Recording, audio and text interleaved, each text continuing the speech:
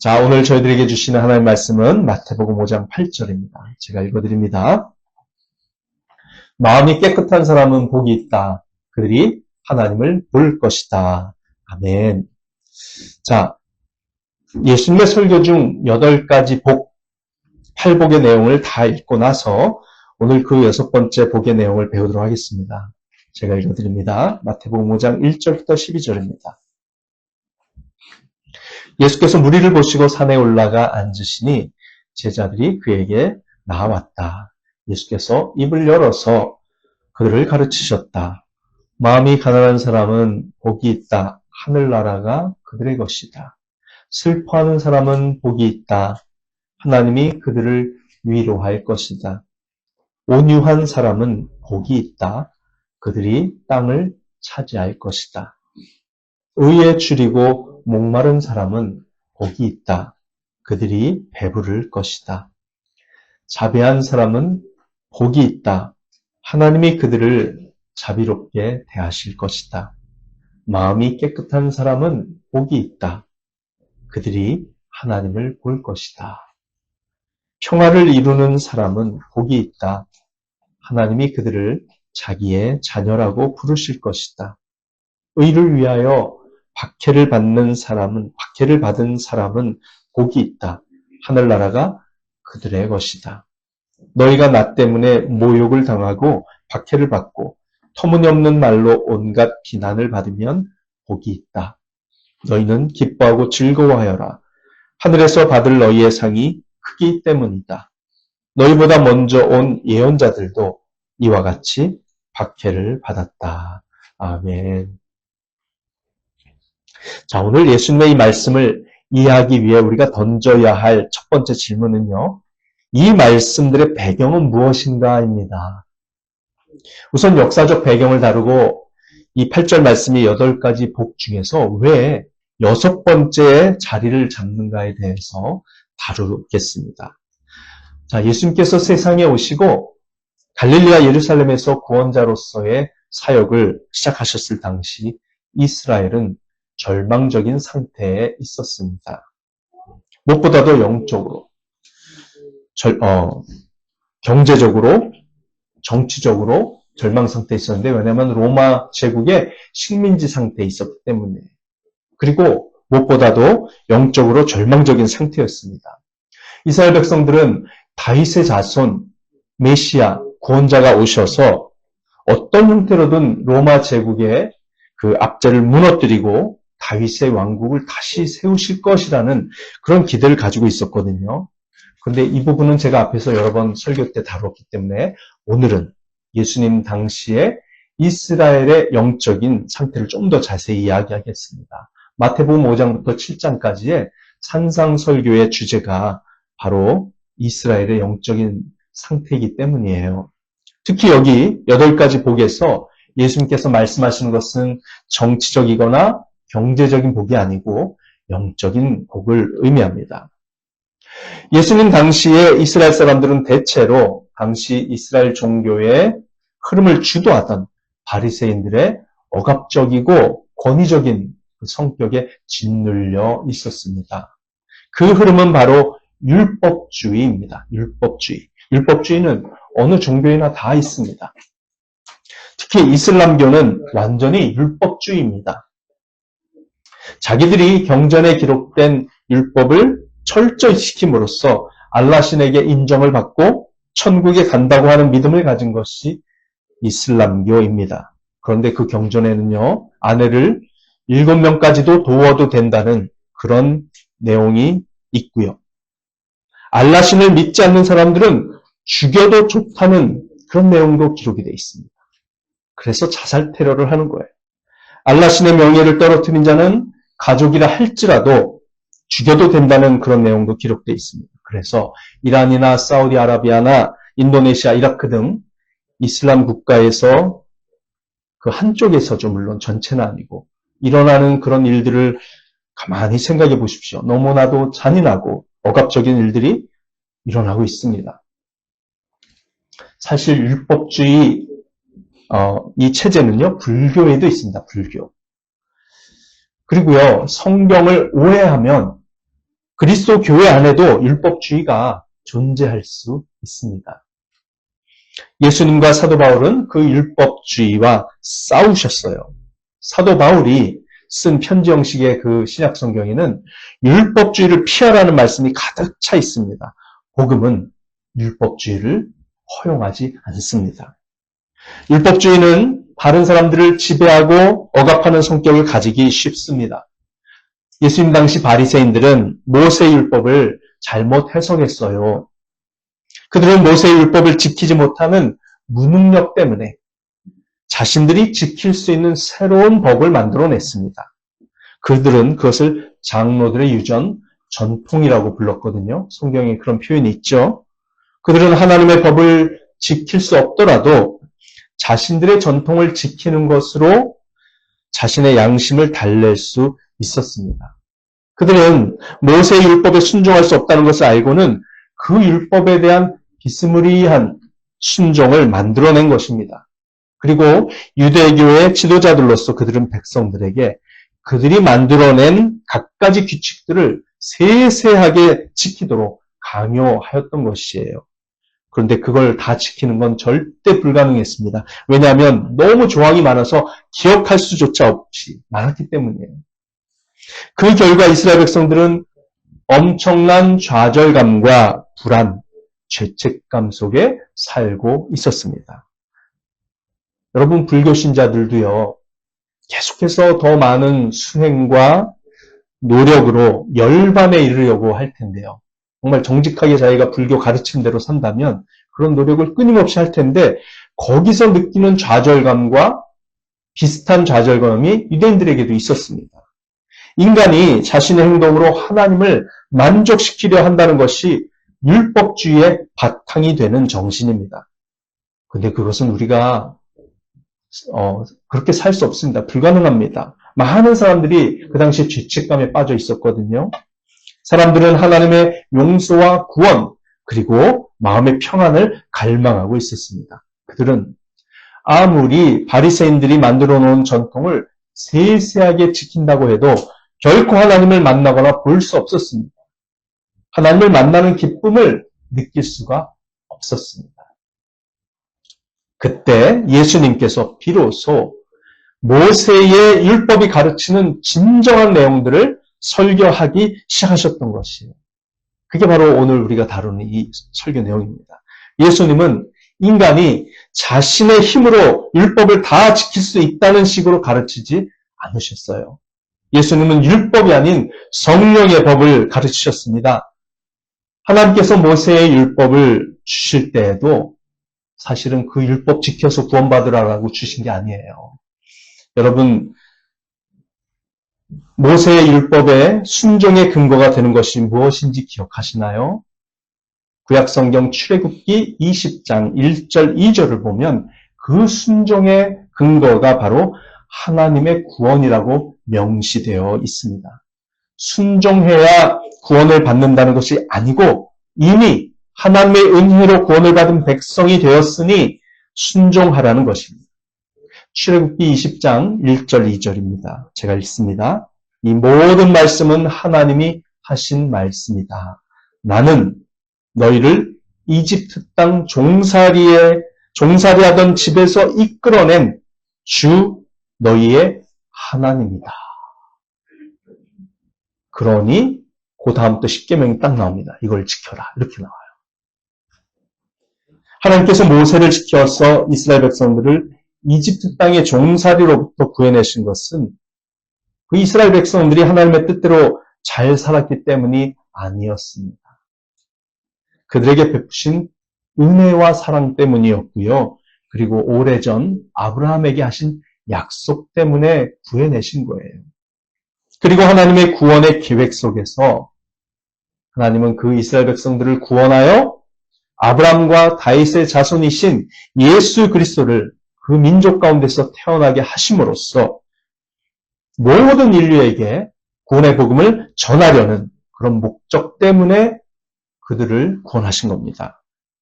여러분, 하나님께서 율법을 주실 때 그것을 지켜서 구원을 받으라고 주신 것이 아니고요. 은혜로 구원을 받은 백성들이 하나님의 백성답게 살면서 다른 민족을 전도하라고 주신 것임을 꼭 잊지 마시기 바랍니다. 예수님은 그것을 정확하게 간파하면서 이 8가지 복과 마태복음 5장부터 7장의 설교에 담아내셨습니다. 율법의 핵심 내용은 속죄의 방법입니다. 속죄의 방법. 죄를 용서받아야 하나님을 만날 수 있다는 것이에요. 율법은 거룩하신 하나님의 뜻을 담고 있습니다. 우리는 그것을 결코 완벽하게 다 지킬 수 없다는 것을 깨닫습니다. 그렇게 우리가 율법을 다 지킬 수 없는 죄인이라는 것을 깨닫게 하는 것, 그것 역시 율법이 가진 기능이라고 사도 바울은 로마서에서, 신약성경 로마서에서 강조하였어요.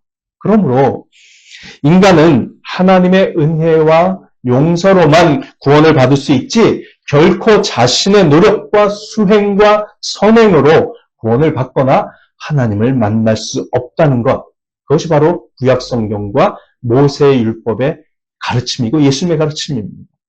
이미 구원을 받은 하나님의 백성들이 하나님께 순종하여 그분의 백성답게 살라고 주신 것이 율법이지만요. 그 율법을 우리의 힘으로는 지킬 수가 없습니다. 오직 하나님의 영, 성령의 능력으로만 그 율법에 순종할 수 있고 거룩한 백성으로 살아갈 수 있어요. 저는 5살 때 교회 가는 것을 참 좋아했습니다. 교회 가면 우리 선생님들이 저를 참 예뻐해주고 맛있는 과자도 주니까 참 좋았어요. 그런데 초등학교 2학년이 됐을 때 멀리 이사를 갔거든요. 근데 거기는 그런 좋은 선생님이 없었어요. 교회를 나가기 싫더라고요. 그래서 그때부터 안 다녔는데 6학년 때까지 교회 다니는 걸 굉장히 싫어했습니다. 제가 언제도 한번 얘기했지만 정말 처음으로 6학년 때 교회를 갔는데 성경 시험 보는 날이었어요. 빵점 맞았죠? 뚱뚱한 여자 선생님이 30cm짜리 세로로 세워가지고 제 손등을 때리는 바람에 빵점 맞았다고. 제가 시험 들어가지고 그때부터 교회 안 갔어요. 우리 교회에서는 절대 그런 선생님은 있을 수 없다고 생각합니다. 네. 제가 그러다가 죽을 뻔한 경험을 참 많이 했습니다. 어렸는데도 죽을 뻔한 경험을 여러 번 하면서 제 마음이 회색빛으로 어두워져 있었습니다. 중학교 1학년이 될 때까지. 그러던 중 중학교 1학년 4월 13일 토요일. 날짜 요일도 안 잊어버려요. 제가 구원받은 날이니까. 길에서 전도하던 고등학교 2학년 나이의 누나의 전도를 받고 그 작은 교회의 청소년 모임에 들어가 토요일 성경 공부를 하면서 복음을 처음 들었습니다. 자로 때리는 게 아니라 하나님의 용서와 사랑을 가르쳐줬어요. 예수님을 믿기만 하면 모든 죄를 용서받고 성령을 받아 천국에 가며 하나님께서 원하시는 사람이 될 수 있다는 단순한 복음이었어요. 나중에 알고 보니까 대학생 선교회 CCC의 사형리라는 전도지를 바탕으로 한 성경 공부였습니다. 저는 그날 중학교 1학년 때 회개하고 예수님을 영접하는 기도를 그냥 따라했어요. 제가 무슨 기도를 할 수 있었겠습니까? 그냥 전도사님이 시키는 대로 기도를 따라했어요. 그런데 놀랍게도 기적과도 같이 저의 모든 죄가 용서받았다는 기쁨이 마음속에서 솟아나오는 거예요. 그리고 제가 그때까지 정말 죽이고 싶을 정도로 미워하던 사람 한 사람 있었는데 그 사람이 더 이상 믿지 않게 느껴졌어요. 기적입니다. 정말 기적이에요. 그 미워하던 마음이 순식간에 사라졌어요. 그때부터는 하나님을 예배하고 교회 생활을 하는 것이 즐거워졌습니다. 그런데 몇 달 못 갔어요. 그 즐거운 게 몇 달 못 가더라고요. 교회 가기 싫어하는 마음과 핑계가 자꾸 생겨나기 시작했고요. 그래서 마음속에서 갈등하고 싸워야 했습니다. 그러던 중 이제 중학교 1학년 7월 말에 보이스카우트 야영에서 야영 갔다가 제가 죽었다가 살아나는 경험을 했지 않습니까? 아시다시피 물에 빠졌다가 그때 다시 살아나면서 저는 하나님께서 저를 얼마나 사랑하시는지를 절실히 경험을 했죠. 그리고 저에게 다시 생명이 주어졌다는 그 사실을 감사하면서 저는 자발적으로 더욱더 하나님을 사랑하고 하나님께 순종하는 삶으로 달려갈 수 있었습니다.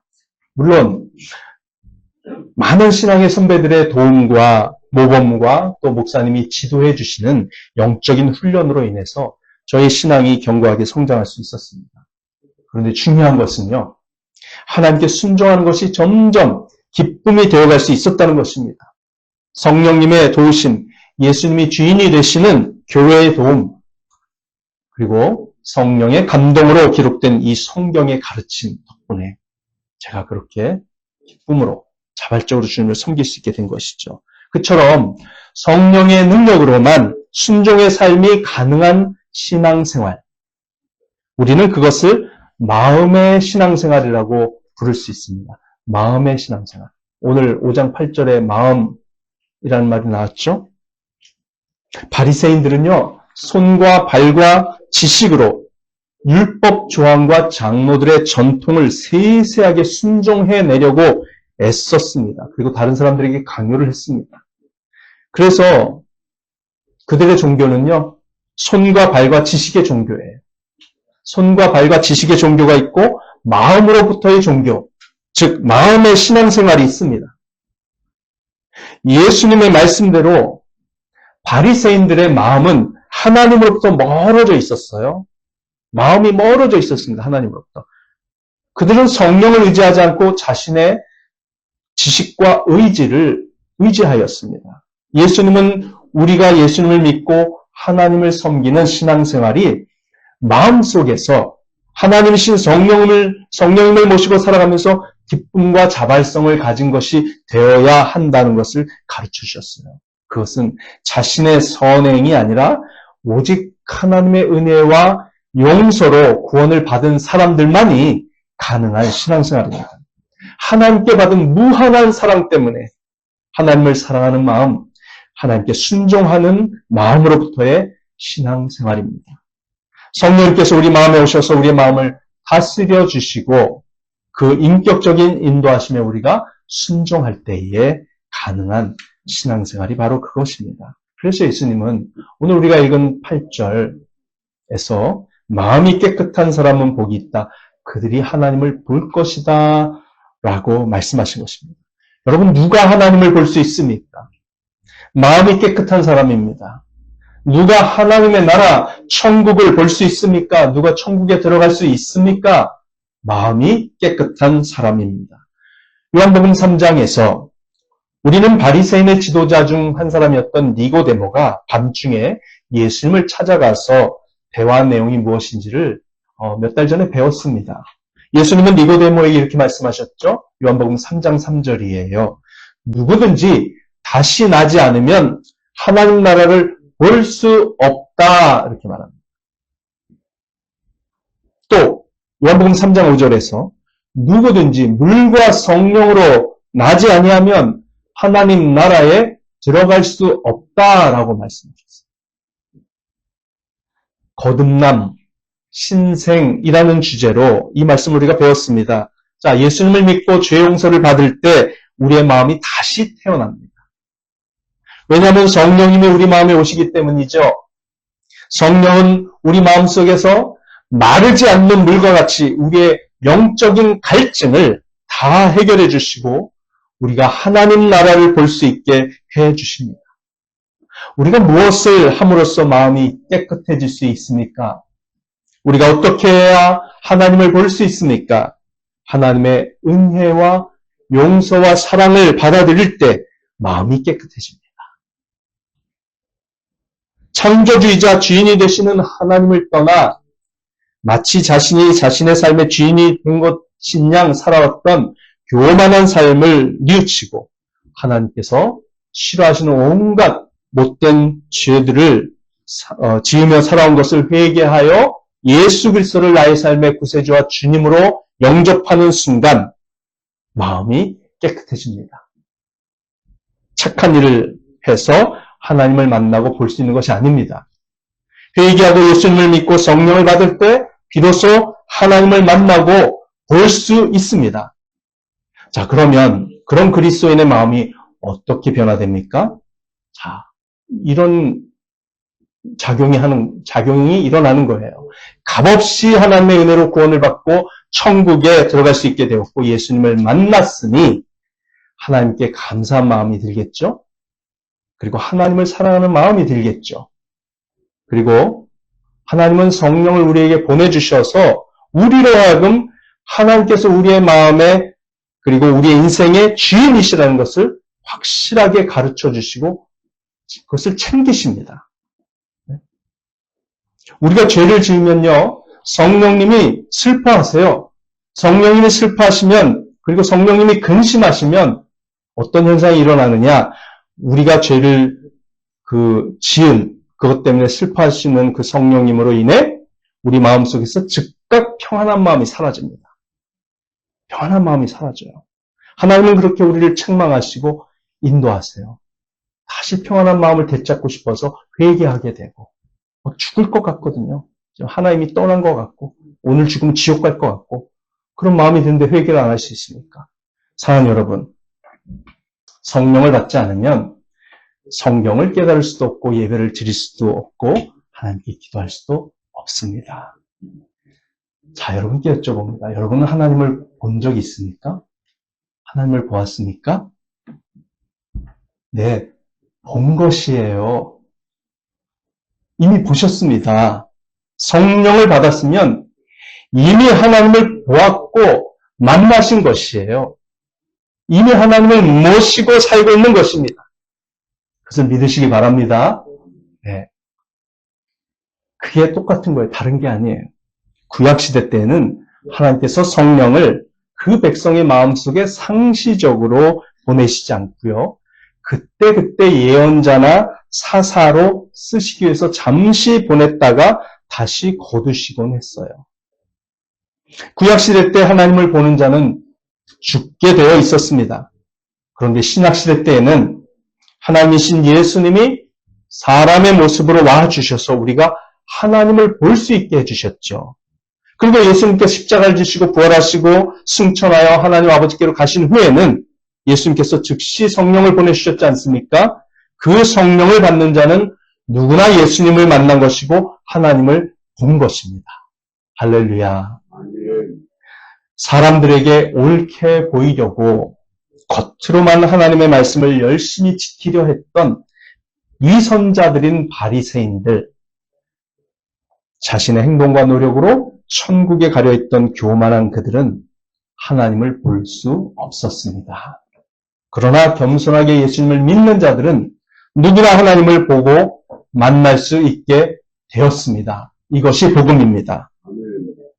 여러분, 우리가 아까 읽었던 마태복음 5장 3절부터 8절, 3절부터 12절까지의 팔복의 내용에는요, 일종의 영적인 순서가 있고요, 논리적인 흐름이 있습니다. 그래서 8가지 복이라는 설교 중에서 예수님은 이 8절, 오늘 우리가 읽었던 이 8절을 6번째 복으로 제시해 주신 것이에요. 이유가 있습니다. 자, 구원을 받고 하나님을 만나고 천국을 소유하려면 먼저 어떻게 해야 될까요? 마태복음 5장 3절에 있는 것처럼 마음이 가난한 자가 되어야 합니다. 마음이 가난한 자. 자, 자신은 영적으로 가난한 자여서 하나님의 은혜와 용서와 사랑이 아니면 도무지 천국에 들어갈 수 없고 스스로의 선행으로는 절대로 하나님의 거룩한 기준을 만족시킬 수 없다는 것을 인정하는 것으로부터 시작해야 합니다. 가난한 자라는 그리스어 단어는요, 구석진 곳에 웅크리고 앉아서 고개도 들지 못한 채 손을 내밀어 자비를 바라는 거지의 모습을 가리킵니다. 구원과 천국은 오직 하나님의 은혜로운 처분에 의해 선물로만 받을 수 있다는 것을 믿고 겸손히 손만 내밀고 있는 그런 마음의 자세. 그것이 바로 마음이 가난한 것입니다. 하나님께 겸손히 손을 내미는 것. 그것이 시작이에요. 그리고 거지처럼 하나님께 손을 내밀 때 그 다음 반응은 뭐가 될까요? 우리를 그렇게 거지처럼 하나님께 은혜를 구할 수밖에 없는 상태가 되게 한 그런 처지로 몰아넣은 우리의 수많은 죄들을 슬퍼하는 것입니다. 그리고 죄책감과 부끄러움과 함께 하나님의 형벌을 받을 수밖에 없었던 자가 이제는 용서를 받게 되었다는 감격 속에서 절대적으로 거룩하신 하나님 앞에 나아가서 통곡하는 것. 그것이 바로 두 번째 단계입니다. 그래서 슬퍼하는 자는 복이 있다 그러셨죠. 저희가 위로를 받을 것이다. 네. 주님이 위로를 주십니다. 네. 그런 위로를 경험하는 자는 이제 어떻게 될까요? 세 번째는 온유한 자가 복이 있고 땅을 차지할 것이라는 말씀을 주셨는데 온유함으로 나아가게 됩니다. 온유하다는 것은 너무나도 완벽하고 무한하고 사랑이 풍성하신 하나님 앞에서 겸손해지는 것을 뜻합니다. 온유라는 그리스어는 통제된 힘을 말해요. 통제된 힘, 진통제와 바람과 어린 나귀의 힘이 통제가 되면 유익한 것과도 같습니다. 우리가 온유한 자가 된다는 것은 하나님의 다스림과 통제를 겸손하게 받아들여서 우리가 가지고 있는 모든 힘이 하나님에 의해 조절되고 쓰임을 받는 것을 말합니다. 온유한 자는 그런 상태, 즉 성령으로 충만한 상태, 성령의 다스림과 통제를 받는 상태를 간절히 바랍니다. 그런 자가 하나님께서 약속하신 것처럼 땅을 차지하듯이 천국을 상속받습니다. 천국의 백성은 점점 온유해집니다. 죄를 용서해 주시는 위로를 경험하는 자는 하나님 앞에 기꺼이 다스림을 받는 온유한 상태를 좋아하게 되고 그런 상태로 변해갑니다. 그렇게 하나님께 다스림을 받고 싶어하는 자는 당연히 이제 그 다음 단계로 넘어가죠. 의를 갈망하게 되어 있습니다. 의를 갈망해요. 의에 줄이고 목마른 자가 복이 있다고 그랬어요. 저희가 배부를 것이다. 자, 스스로의 힘으로는 노력으로는 가질 수 없었던 의롭고 거룩한 모습을 하나님께 우리가 다스림을 받으면 받을수록 점점 더 가지게 되거든요. 그래서 계속 의를 갈망하게 되고 그 갈망을 채워주시는 성령의 도우심으로 우리는 점점 예수님을 닮아가게 됩니다. 하나님께서 그 의와 거룩함을 우리 안에 만들어주시기를 간절히 부르짖어 기도하게 되는 것이죠. 여러분, 의와 거룩함이 우리 그리스도인들의 마음속에 점점 커지지 않으면 어떻게 되겠습니까? 가정 안에서 갈등이 일어납니다. 내가 속한 사회에서 자꾸만 싸움이 일어납니다. 그럴 때 내게 의와 거룩함이 없기 때문에 그 사람도 힘들겠지만 나도 고통을 받아요. 나도. 그러면 어떻게 될까요? 하나님, 이 고통에서 벗어나도록 저를 더욱더 의롭고 거룩하게 만들어주세요라고 부르짖게 되는 것이죠. 그러면 어떤 일이 일어날까요? 하나님께서는 자비를 베푸십니다. 자비를 베풀어 주셔요. 하나님의 자비로 내가 구원과 용서를 받았다는 것을 계속 묵상하고 기억할 수 있는 은혜를 주십니다. 그러면 어떻게 될까요? 아, 내가 이 엄청난 자비를 받은 사람이니까 나도 저 사람에게 자비를 좀 베풀어야지. 의와 거룩한 모습이 다른 사람들에 대한 자비와 긍휼의 마음으로 나타나게 되어 있습니다. 하나님은 그렇게 우리가 자비를 베풀면요, 우리를 더욱더 자비롭게 대해주시고 우리를 긍휼히 여겨주셔서 더욱더 우리가 우리 마음속에 풍성한 은혜가 가득 차고 넘치게 됩니다. 구원받고 용서받은 것을 더욱 감사하고 감격하게 됩니다. 그것이 다섯 번째 복이었습니다. 자, 하나님의 자비만이 이제 여섯 번째 복으로 나아가요. 우리의 마음을 깨끗하게 합니다. 깨끗하게. 오늘 읽었던 말씀이죠. 하나님의 무한한 사랑과 용서와 자비만이 우리로 하여금 사랑받은 자, 그리고 지금도 사랑받고 있는 자라는 기쁨을 갖게 합니다. 그래서 우리는 그러한 사랑을 베푸신 하나님 앞에서 자발적으로 회개하고 또 회개하여 마음이 깨끗해집니다. 여러분, 제가 설교 연구에는 쓰지 않았습니다만 이런 비유가 가능할 것 같아요. 여러분, 자녀 키워보신 분은 이해할 겁니다. 자녀를 정말 마음 깊이 사랑하면요. 마음 깊이 사랑하면 그 아이도 부모를 좋아하게 되죠. 근데 아이는 어리석은 마음도 있고 죄성을 가지고 있기 때문에 때때로 잘못하잖아요. 거짓말도 하고 때로는 돈도 훔치고 그렇습니다. 근데 정말 부모가 자기를 진정으로 사랑한다는 걸 알면요. 그 미안한 마음을 느껴요, 부모한테. 그리고 부모한테 기쁨을 주고 싶어서 자기가 잘못하는 짓을 점점 없애고 착한 일을 합니다. 네. 기쁘게 해주고 싶어서. 저는 자녀를 키우면서 우리 자녀들이 어렸을 때 제가 오히려 사랑을 많이 받은 것 같아요. 지금 우리 이 중에서 제일 행복한 사람은 김재희 집사님이에요. 애들 사랑 엄청 많이 받거든요. 그래서 어떤 목사님 그런 얘기도 합니다. 네. 자녀의 은혜. 자녀가 우리에게 주는 은혜. 그거는 3살부터 5살 사이에 이미 다 받는다는 거예요. 네. 근데 뭐 하나님의 사랑에 비하겠습니까? 하나님의 사랑 우리가 너무 많이 받았잖아요. 기쁘게 해드리고 싶잖아요. 그게 기쁘게 해드리고 싶으니까 잘못한 건 잘못했다고 회개하게 되고 또 하나님을 더 기쁘게 해드리고 싶어서 우리가 우리의 마음을 깨끗하게 만들고 싶은 자발적인 마음이 생겨나는 겁니다. 그게 자연스러운 단계예요. 여러분, 하나님께서 우리의 마음을, 우리의 모든 죄를 용서해 주신 후에야 비로소 우리의 마음이 깨끗해집니다. 그리고 오직 마음이 깨끗한 사람만이 9절 말씀에 있는 것처럼 다른 사람과 화평하게 지낼 수 있어요. 마음이 지저분하면 다른 사람과 화평하게 지낼 수가 없습니다. 자꾸 그 마음 속에 이런 갈고리가 있어가지고, 네, 다른 사람과 화평하기가 어려워지는 거죠. 여러분, 다른 사람과 화평을 이루는 것을 중요하게 여기는 사람이 될수록 그 다음에 어떻게 될까요? 하나님과 교회 때문에 박해가 올 때에도 10절에 있는 것처럼 박해가 와도 그들과 싸우지를 않습니다. 그리고 그 박해를 받아들입니다. 박해가 올 때에도 그것을 소화해낼 수 있을 만큼 내가 구원받은 것은 오직 하나님의 은혜 때문이라는 겸손한 마음을 가지는 것. 물론 우리 감정은 막 그 순간 정말 힘들겠죠. 그런데 주님의 십자가의 은혜를 계속 생각하고 또 더 생각하면 내가 은혜와 자비로 구원받았다는 것을 생각하면 박해도 소화해낼 수 있어요.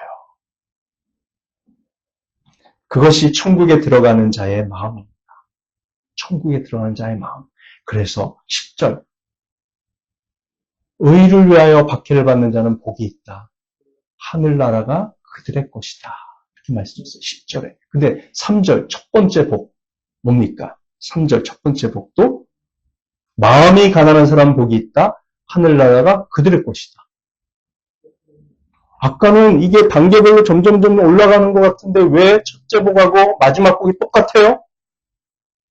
이게 예수님께서 의도하신 겁니다.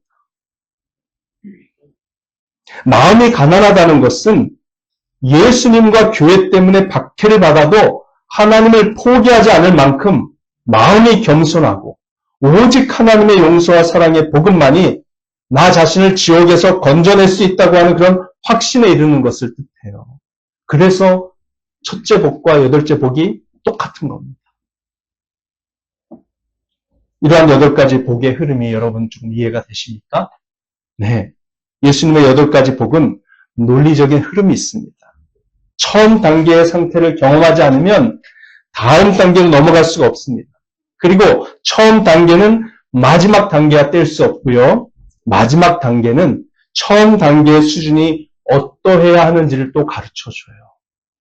그러므로 여러분 우리가 하나님 앞에 마음이 가난해질 때 정말 박해를 받아도 견딜 수 있을 만큼 나는 아무것도 아니고 오직 하나님의 은혜로 내가 구원받는구나. 이걸 감사하고 감격할 수 있을 만큼의 가난한 마음, 그런 겸손한 마음으로 낮아질 때만이 천국에 들어갈 수 있음을 여러분 믿으시기 바랍니다. 오직 예수 그리스도의 십자가의 피, 그것만이 우리를 용서하고 영생을 우리에게 가져다 줍니다. 그러면 이 팔복에서 말하는 하나님 백성의 이런 아름다운 덕목들대로 우리가 순종하면서 살 수 있도록 성령의 인도하심을, 성령의 충만함을 받을 수 있는 것이죠. 자, 우리 다음 주에는 마음이 깨끗하다는 것이 어떤 상태인지를 자세히 배우면서 이 말씀 두 번째 설교를 좀 이어가겠습니다. 자, 기도하시겠습니다. 하나님 아버지, 예수 그리스도를 믿고 회개한 순간부터 우리에게 성령을 보내주셔서 하나님을 만나게 하시고 보게 해주시고 천국의 백성으로 살게 해주시니 감사합니다. 더욱 가난한 마음으로, 겸손하고 온유한 마음으로, 의와 거룩을 갈망하는 마음으로 살게 하옵소서. 그리고 하나님으로부터 자비와 용서를 받은 사랑을 기억하면서 더욱 깨끗한 마음이 되어가게 하시고 우리의 마음과 인생의 주인이 되시는 성령님만이 환경보다 더 크게 보이는 신앙생활이 되게 하여 주시옵소서. 그리하여 율법주의와 같은 부담스러운 신앙생활이 아니라 마음으로부터의 신앙생활을 기쁘게 해나가게 하여 주시옵소서. 예수님의 이름으로 기도합니다. 아멘.